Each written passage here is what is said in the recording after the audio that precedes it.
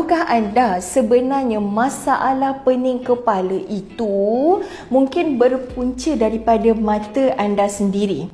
Okey, kadang-kadang ada orang datang kan ke pusat optometri bagi tahu lepas dia buat kerja dekat dia rasa tak tahan, sakit sangat kepala. Bila kita cek, okey, rabun dia mungkin tak berapa tinggi, rabun mungkin tak berapa tinggi ataupun ada.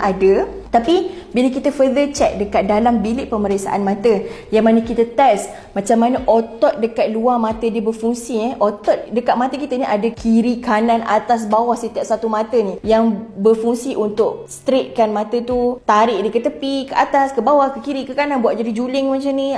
Itu fungsi otot mata. Kita test balik function otot dia tu dan kita test balik macam mana function otot dalam mata dia. Otot dalam mata ni lah yang berfungsi untuk menebal atau menipiskan kanta bila kita buat kerja dekat. Macam ni bila saya tengok jauh, kanta original dekat dalam mata saya ni kurus je, steady.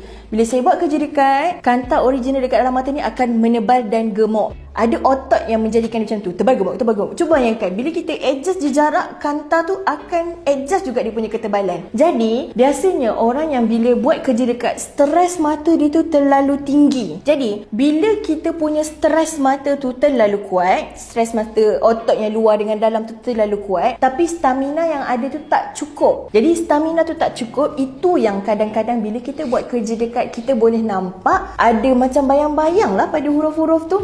Dia macam huruf tu asalnya clear, tiba-tiba berbayang, lepas tu kita paksa clear balik. Macam tu. Kadang-kadang benda ni kita rasa dia macam alah nampak blur biasa.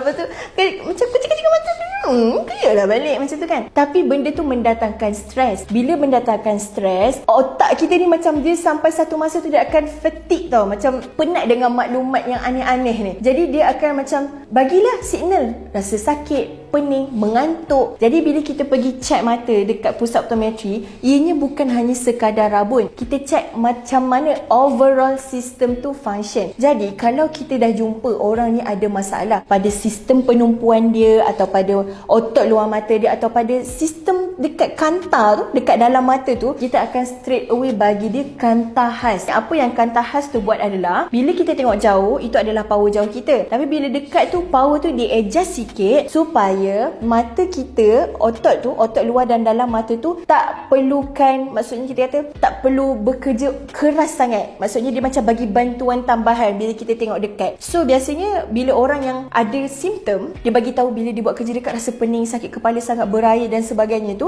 Okey, bila diorang dapat lens yang kanta khas ni, diorang akan rasa comfort. Macam clear dia masih sama tapi diorang akan rasa soothing, smooth sebab kita dah bagi bantuan tambahan kepada dia punya kanta. Tapi ada sesetengah individu yang terlibat dengan kerja dekat ni, bila dia dah dapat kanta khas pun masih ada beberapa benda yang tak settle pada dia. Itu memang straight away perlukan kepada vision terapi. Jadi dengan tajuk yang saya cakap ni, saya harap kalau boleh setiap individu yang ada involved dengan pekerjaan jarak dekat dan dia dah rasa dia nampak huruf tu terapung ataupun huruf tu macam kembang kecup ataupun bila anda membaca kadang-kadang anda termiss perkataan, termiss perenggan, itu menunjukkan anda dah ada visual dysfunction dan perlu dapatkan bantuan optometris dengan kadar segera. Terima kasih.